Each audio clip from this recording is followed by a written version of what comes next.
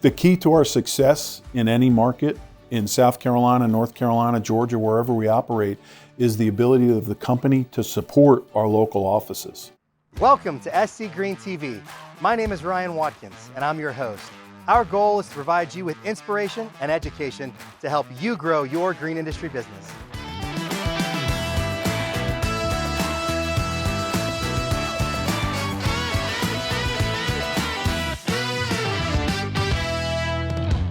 Today, we're going to be meeting with a successful international tree care company in beautiful Greer, South Carolina called Bartlett Tree Experts. Maybe you've heard of them. We're here with Steve Johnston, Vice President of Bartlett, to tell us more about what they do. Give us a little bit of the origin of Bartlett. What was Bartlett started to be, and what's the history? Bartlett Tree Experts is a 117-year-old privately held family business, and we've been taking care of trees and shrubs across the United States and now England, Ireland, and Canada. How did you get involved with Bartlett? I have been with Bartlett now for approaching 30 years. And before that, I had my own small business with my brother in Boca Raton, Florida. And after about 7 years of being partners with my brother, my wife and I decided it was time to do something differently than our small business, and I sent a resume to Bartlett. So tell me a little bit about the big picture. What is the top line revenue internationally, company-wide? We surpassed $500 million this year in total sales. The vast majority of that being in the United States. And about 75 to 78% of our business is residential, and the other aspects are commercial. How many team members does Bartlett have? We have, I believe, just in excess of 3,300 employees. How do you keep communication clear for 3,000 people? It's a challenge, there's no doubt about that, but we have tons of electronic systems through email, Teams chats, our newsletters. Our entire system has been revamped recently to create access for all employees to our company systems. This episode is brought to you by the Horticulture Program at Spartanburg Community College. Enroll today to grow your career in the green industry. Dream it, chase it, live it at Spartanburg Community College. So we like to ask for you to share one success story and one mistake. Let's start with the mistake. I would think that the single biggest mistake that I, in being the leader of our company in the Southeast, the company together, is straying from our core services like irrigation. Sounded like a great fit at the time. We also added lawn care. Sounded like a great fit at the time. And what we found out is it didn't really fit with what we do. How did you know it was a mistake? What was starting to happen? And how deep in did you get before you went, we can't do this, we gotta bail? The key to our success in any market, in South Carolina, North Carolina, Georgia, wherever we operate, is the ability of the company to support our local offices. We realized pretty early on that we were having a significant challenge supporting those offices in those peripheral services. They just didn't work. If you go back to Jack Welch, if you can't be number one or number two in a market, get out. And I've taken enough seminars and read enough books that it's true. If you can't do it well, don't do it at all. So give us one success that's really moved the needle for Bartlett. We owe it all to the chairman of our company, Robert Bartlett. He told me a story once that when he took over as president of the company in the 70s, one of the first things he had to do was to lay off half the workforce because we were heavily vested in utility line clearance. During the Arab oil embargo in the 70s, most of the utility companies produced electricity through oil. So the first thing they did when they couldn't buy oil or they were paying too much for it, they stopped pruning trees. And Robert had to lay off half the workforce.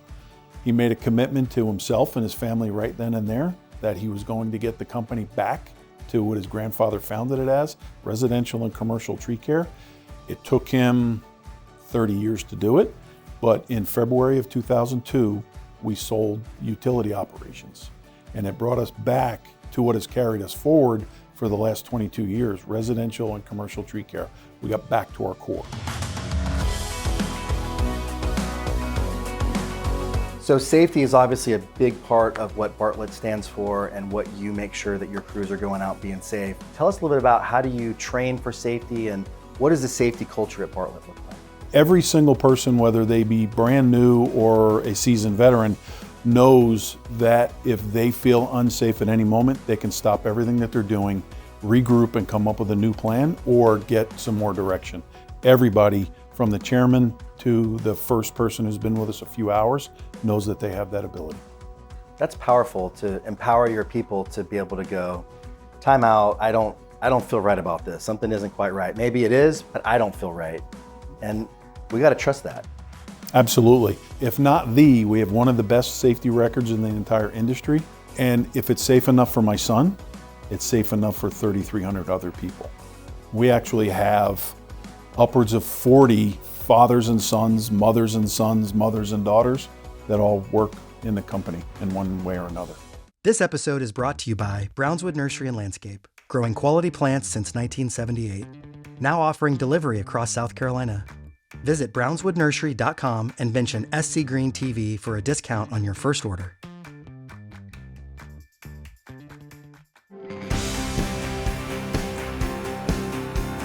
What advice would you give to someone who's want to be in the green industry, or maybe they're in it already and they'd love a piece of advice from a seasoned veteran like yourself? Don't expect to get to the top right away. Progression is slow and steady when it's best. If you think you're going to get to the top quickly, it's not going to work out. A career in arboriculture is a little bit more like the live oak, more so than the water oak. They both grow fast when they're young, but the live oak slows down as it gets into middle age and it becomes incredibly strong. The water oak continues to grow really, really fast and fizzles out pretty quickly. Everybody recognizes the oak as a great tree, but some of them aren't. Be a problem solver for the people that you work with. Ask lots of questions. Be patient, but be assertive in the development of your career. Make sure that people know you're there. What type of legacy does Bartlett want to leave? There's an interesting trend in the green industry as a whole.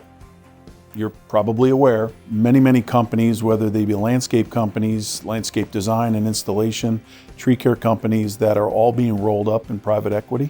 We are currently in the third generation of Bartlett ownership and management, and the fourth generation is squarely in place to take over the company when it's time. And it is well known that the Bartlett company will remain in Bartlett ownership, Bartlett family ownership, for the foreseeable future. And the fifth generation was just born. Why do you think that the private equity is pursuing all of these design build firms and other green industry businesses? I'm not a finance person, but I've spoken to a lot of finance people, and it's the recurring revenue.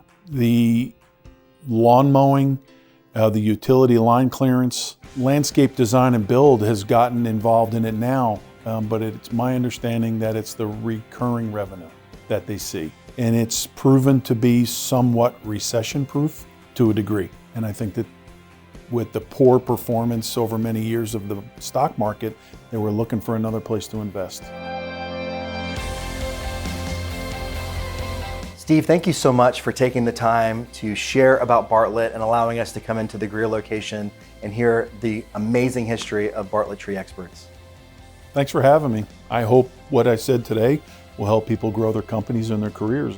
1999, hold up. Today, we're going to be meeting with a successful, and what city are we in? Today, we're going to be meeting with, I have to have his name, Vice President and National something. What are you? Today, we're going to be meeting with Steve Johnston, Vice President and National Association of Realtors.